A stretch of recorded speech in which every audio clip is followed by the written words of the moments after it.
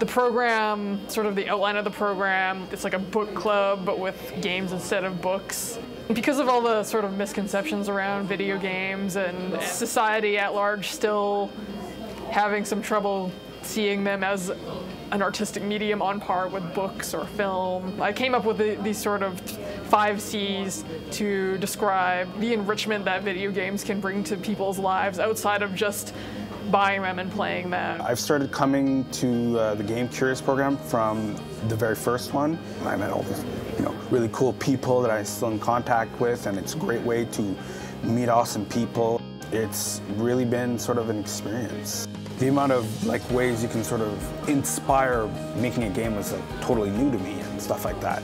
I used to be really sort of big into playing them, but then my friend Yassine told me, instead of being just a consumer, create your own. There's all these other interesting ways that people interact with games that I've learned as being part of this community. So I've noticed that a lot of people, they actually find more pleasure in creating games and the process of making them than actually playing them. And that's an interesting shift that I see in people.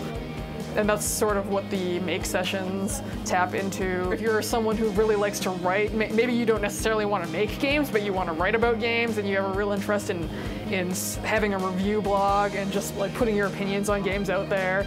It doesn't have to be academic, it could just be sort of a side hobby, but that's another way that people can get enjoyment out of games. I'd heard about Game Curious, but I wasn't really sure that I was, I could actually do it. But coming here, seeing so many different people that are into different things, from that, everybody encourages themselves here to create. I keep wanting to come and learn more things. I can jump into other things and maybe help as a community. Curiosity and community are really big components of the Game Curious program. Curiosity, obviously, the word curious is in the title of the program, so really what that means is exploration and discovery, especially since games, people tend to think of them as you're stuck in a dark basement or in your room just playing them on your computer, maybe interacting with people online but not necessarily face-to-face. So Game Curious as a program was meant to sort of provide that physical space where people can come and see each other face-to-face and talk with each other about what games mean to them. So it's really cool, and seeing all these people from different backgrounds come together in one room, and they all kind of share this interest in video games to a varying degree. Inclusion is a really big part of Game Curious.